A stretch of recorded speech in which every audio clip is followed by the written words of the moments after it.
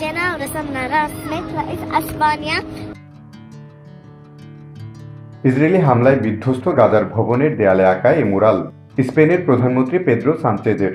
এই মুরাল এঁকেছে ফিলিস্তিনের কিশোরী লিয়ান আল কাউকা। সে মুরালের পাশে দাঁড়িয়ে স্পেনের প্রতি কৃতজ্ঞতা জানিয়ে একটি ভিডিও প্রকাশ করেছে লিয়ান। সেই ভিডিও সামাজিক মাধ্যমে ছড়িয়ে পড়লে বিষয়টি স্পেনের প্রধানমন্ত্রীর নজরে আসে।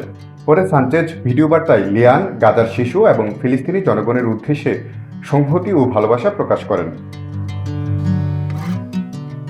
স্পেনের প্রধানমন্ত্রীর উদ্দেশ্যে করা ভিডিওতে লিয়ান বলেন, এটি শুধু একটি দেয়ালের চিত্র নয়, বরং গাজার মানুষের পক্ষ থেকে স্পেনের জনগণ এবং তাদের প্রধানমন্ত্রী মানবিক অবস্থানের প্রতি ভালোবাসা ও কৃতজ্ঞতার প্রতীক। তিনি আশা প্রকাশ করেন এই বার্তা স্পেনের মানুষের কাছে পৌঁছাবে এবং গাজার মানুষের অনুভূতি তুলে ধরবে। এর জবাবে নিজের সামাজিক মাধ্যমে একটি ভিডিও প্রকাশ করে পেদ্রো সানচেজ।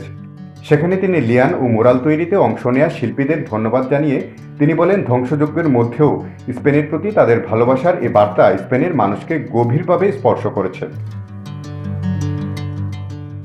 গাজার শিশু তাদের পরিবারের উদ্দেশ্যে সানচেজ বলেন, স্পেনের পুরো সমাজ তোমাদের কথা শুনছে, তোমাদের দেখছে, তোমাদের কথা ভাবছে এবং তোমাদের ভুলে যায়নি। একই সঙ্গে তিনি আশা প্রকাশ করেন, খুব শীঘ্রই গাজার শিশুরা ভয়মুক্ত পরিবেশে আবার স্কুলে ছবি আঁকতে পারবে এবং শান্তিপূর্ণ ভবিষ্যতে বেড়ে ওঠার সুযোগ পাবে।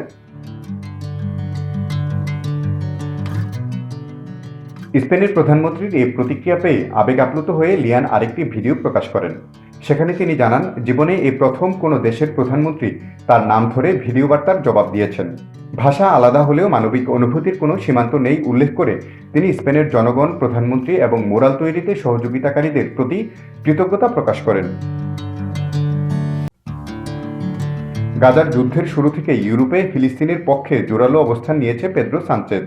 তিনি বারবার যুদ্ধবিরতি, বেসামরিক মানুষের সুরক্ষা এবং আন্তর্জাতিক মানবিক আইন মেনে চলার আহ্বান জানিয়েছেন।